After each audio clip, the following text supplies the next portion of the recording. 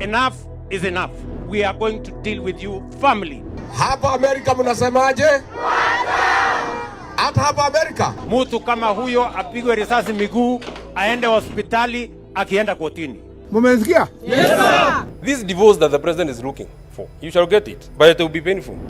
The breaking news that is in is that Deputy President Rigathi Gachagua tonight stands impeached. The country belongs to all of us.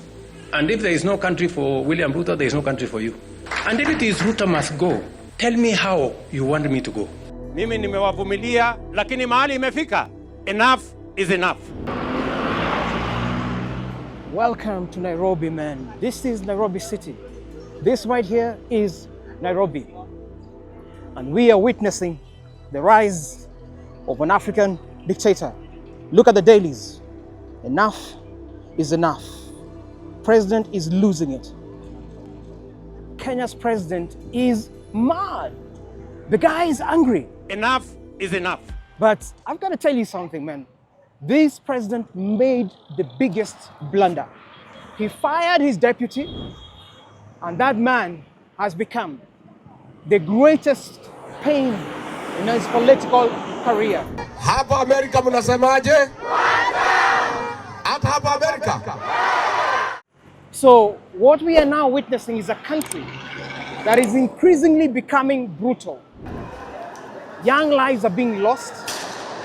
You have a nation that is literally militarized, controlled by state security officials who have been given a shoot to kill order. Will not take any dissenting voices from young Kenyans who are saying time has changed. Is this country losing it? Is this president losing it? That is what we need to look at, man. It is early morning in Nairobi, and I can tell you, man, this country is definitely going to the dogs. And one man wants to take the country down with him. Will this stand? Will Kenya survive? Will the country rise against a dictatorship that is clearly in the offing? Listen to the words of this president and tell me if you think this is a country that is really on the right footing. This is Afrocentric coming from Nairobi, man. And we need to dissect the issues and the events that have happened in this country. The brutal murder of a young man in custody, lives that we have continued to lose on the streets as Kenyans fight for just a little bit of space to speak up, to be heard. The president is claiming that there's a push for regime change, and he has dared those who are speaking a different language to take him on. Just relax. Nobody has any plan to overthrow your administration. Share your thoughts in the comments. Are we on the right path?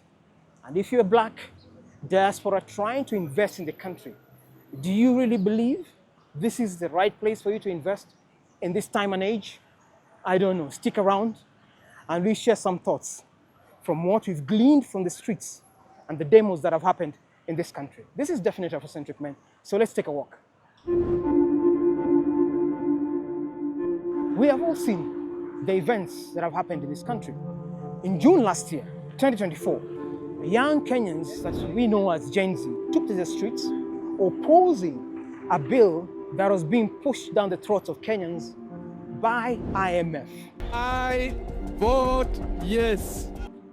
That is a foreign influence that was playing games with politicians in this country, and the political elite voted forcefully, yes, refused to listen to Kenyans, and went through with the bill that led to the explosion. Rex Masai was the first young man to be taken out in that moment, but eventually several lives were lost. The president backed down. I concede. But if you really look keenly, he pretended to back down. The people have spoken. He pretended to fire his cabinet secretaries and immediately rehired those cabinet secretaries. So fast forward, it is June 2025, and Kenyans have hit the streets again to commemorate the lives that are lost during that demonstration. But the presenting scenario during this time is interesting. That one, the then deputy president who presided over this security detail as the second man in charge, already ceased to be deputy president. He was illegally hounded out of office. He fought it, but eventually he was kicked out like a rabid dog. So that is one scenario. Scenario number two is that Kenyans went to these demonstrations with the recent unaliving, the murder of another young man, a graduate teacher called Ojwang, who was taken into custody by the Directorate of Criminal Intelligence in Kenya, driven all the way from Homa Bay, more than 300 kilometers to Nairobi, and ended up dead in police custody. We want to see justice for Ojwang. That's the other twist to it. So Kenyans took to the streets very recently to protest not only the murder of this young man, but the attempted cover-up by police. Ojwang was found unconscious. Who are trying to hide the murder of this young man. Upon arrival, he was declared dead.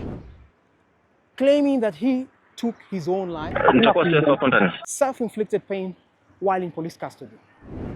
The evidence from a local hospital, Mbagathi Hospital, tells us otherwise. So they were proven wrong. And the man who instigated all this is none other than our whole Deputy Commissioner of Police, a Mr. Lagat, who incidentally, even during this process, did not recuse himself after the incident. So, you see, yeah, that's a big man driving around. Look at them. Look at them. Did not recuse himself. Instead, was looking cynically at a press conference that was discussing this whole issue.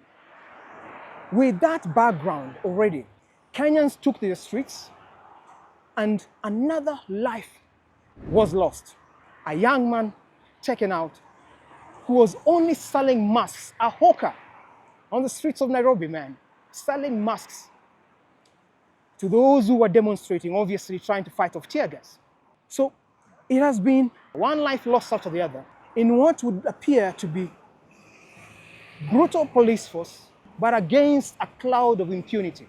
Because the kind of activity that has happened around cops taking young lives has continued to be on the rise in this country. So fast forward, June 2025, Kenyans hit the streets again. Nairobi is burning. There's a lot of looting. There's a lot of robberies.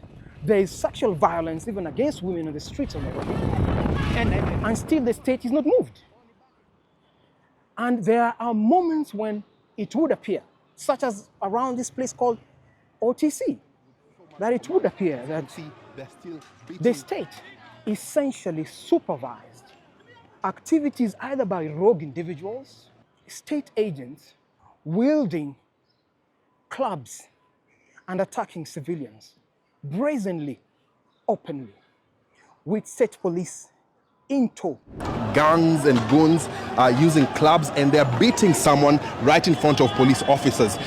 Driving alongside them, essentially giving them protection as they went about causing mayhem in the country. What soon followed was a shoot-to-kill order. Tumeambia polisi, mtu yoyote mwenye atakaribia police station, piga yeye risasi. By the Interior Minister, a gentleman by the name of Murkomen, who incidentally happens to be a trained lawyer, an advocate of Kenya. Very reckless statement, honestly. But if you listen to what the president now said a few days back, that he has been too quiet and too lenient for way too long. For way too long. So he's essentially gotten cocky, he's cracking the whip, and he's saying anything goes. So when you really look at what Murkomen was saying, and dovetail that, marry that with what the president was saying, it is very clear that Murkomen was not speaking just for himself. He wasn't merely being reckless. He was setting the scene for what would be excessive force used on civilians. Indeed, during the Sabasaba demonstrations that now followed the June 25th one, 32 lives have reportedly been lost, as we are told by the Kenyan National Commission on Human Rights.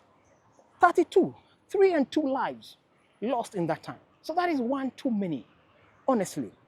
That is a lot of lives lost. Even if it is just one, under the pretext that these individuals are attacking police stations.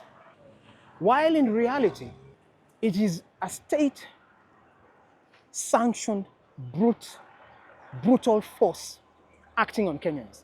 The president, for example, has never come out strongly to condemn what happened to this young man called Ojwang, who was speaking about corruption in police force by the top echelons of police force. So what do you read between those lines? That a young man is killed, and instead the state chooses to throw 2 million shillings at the father to say, oh, we are sorry, you lost your son, we'll give you 2 million shillings. I mean, what is 2 million shillings for a life lost? How much money can you ever pay for a life lost? You cannot quantify that. Never, ever. So, the reality is that the Kenyan state is increasingly becoming repressive. And young lives are getting lost every other day. But the president's posturing is very clear. He will not listen to anyone. He will not listen to young voices. He will not allow for change. But if you look at what is happening across Africa today, look at Burkina Faso. Young people are rising and saying the manipulation that has happened, through the years by Western capitals, given the blessing of leaders who work in cahoots with these Western capitals. African youth are saying we are sick and tired of that. And that change is slowly happening across Africa. You look at places like South Africa, young people who are facing difficult times, low employment rates, high crime, are saying we need more room for the younger generation to get something. So the Kenyan state cannot absolve itself. And certainly, the comments that were made by the president are a clear sign that the Kenyan state is increasingly becoming uncomfortable, is jittery, does not want to be questioned. And this is a clear sign of a man who is losing control, a man who is under threat. But when he fired his deputy, because really a lot of this heat is coming from that, when he fired his deputy, I'm thinking of registering. He was warned about at least one parliamentarian or a senator that they may celebrate today, but it might not last for too long. So listen to these words and share your own thoughts. Was this prediction on point? Because we now see what is happening in the country. This divorce that the president is looking for, you shall get it. But it will be painful. It will be hurtful. It will be catastrophic. It will have casualties. There you go. The warning was shared, but when you are in control, and power corrupts, when you're in control. I, William Samoei Ruto. You really can be full of it. Imagine that this power will last forever, yet history has proved us wrong many times. That you may be a dictator, but the population will eventually rise against you. What we used to be told, you can fool some people sometime, but you cannot fool all the people all the time. So that is what we're also experiencing in this country. In our history, for example, those who may know the Kenyan history, if you're not Kenyan, there was a gentleman called President Moi, who has now rested. Moi ensured that he ruled for a good 24 years after the founding president, Mzee Jomo Kenyatta, who passed on in 1978. But in the long run, even with him as a dictator, he still had to leave office. And a new man in the name of President Kibaki came into office because it was time and the country united against what they believed was a project of President Moi. Then Uhuru Kenyatta, who incidentally eventually became president of this republic. Nonetheless, the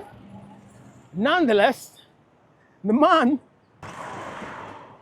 who was in charge in the name of Moi eventually left office, packed his bags with his project, left State House, and we got a new president.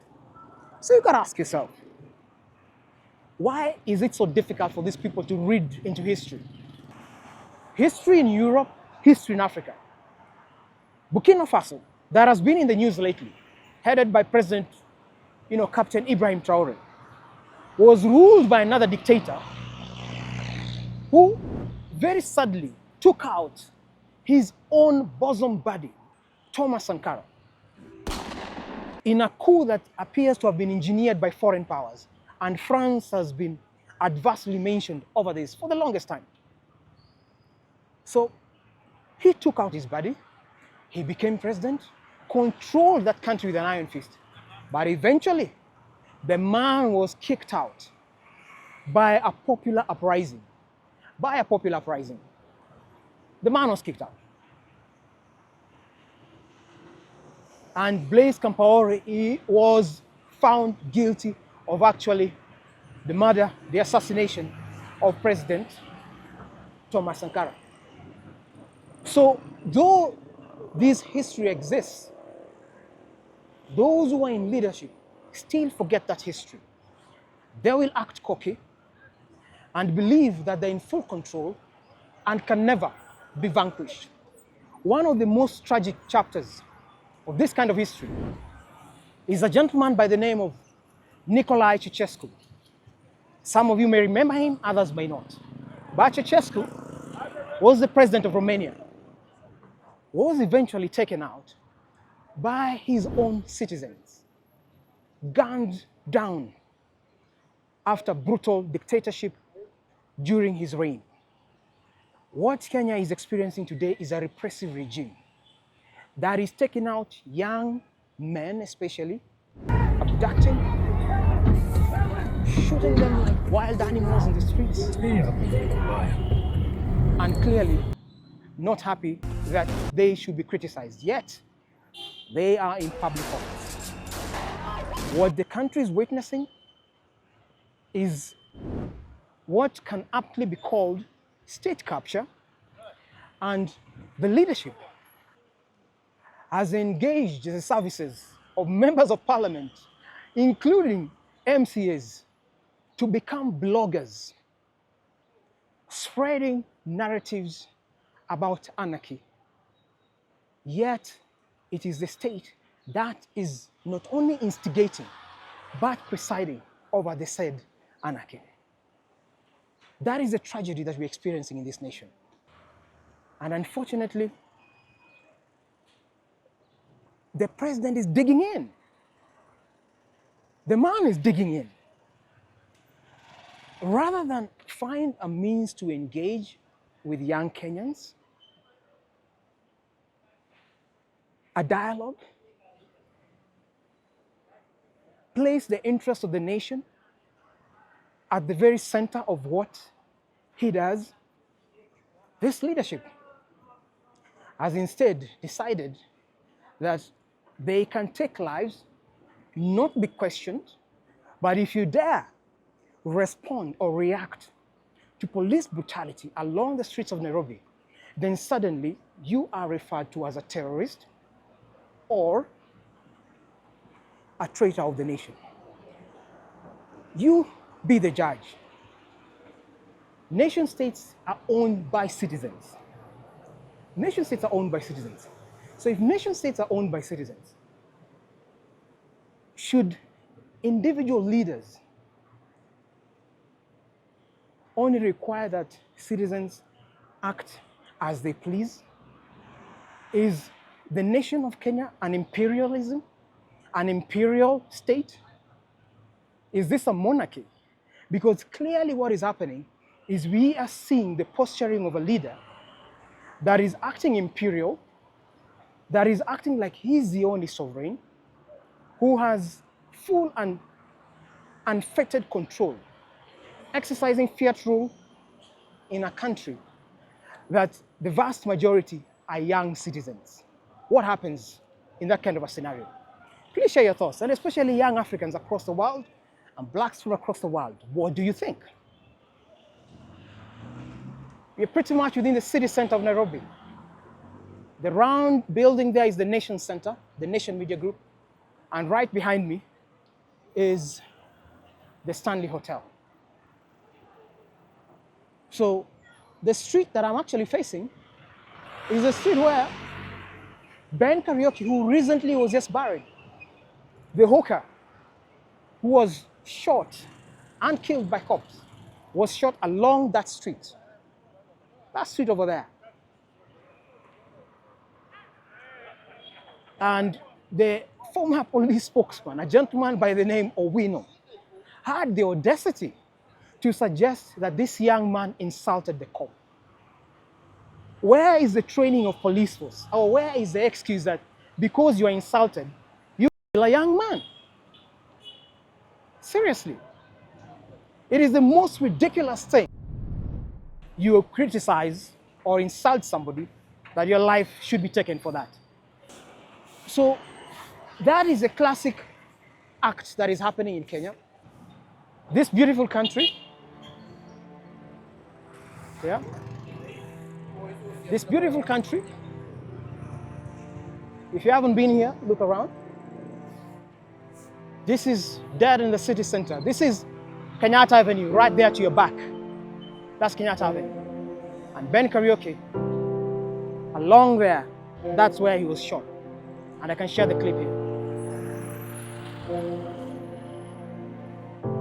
So this is the rise of a classic dictatorship in Africa. Tragically so, that we have to experience that in this day and age. So share your thoughts, man. Share your comments.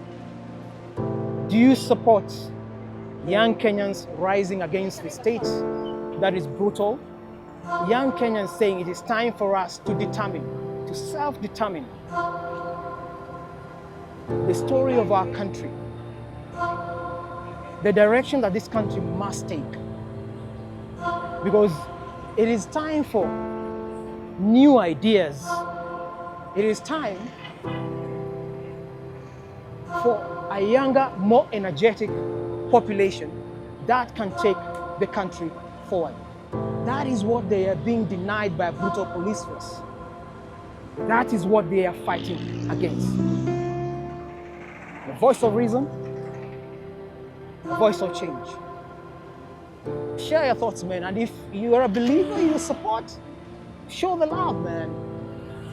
Like, give it a thumbs up, share, and subscribe. Because it will take you and I to make some noise, to spread the message, to have the country experience the change that we so desire. This is Afrocentric coming to you from Nairobi, man. Many thanks for watching. Keep it real, keep it African. And what journalism might not be able to analyze for you, content creators, well, I do have a journalism background, should be able to bring to you. If you look at the population, majority are just young people. That tells you a story, man. So let's carry on. Many thanks. This is Afrocentric from Nairobi. Peace.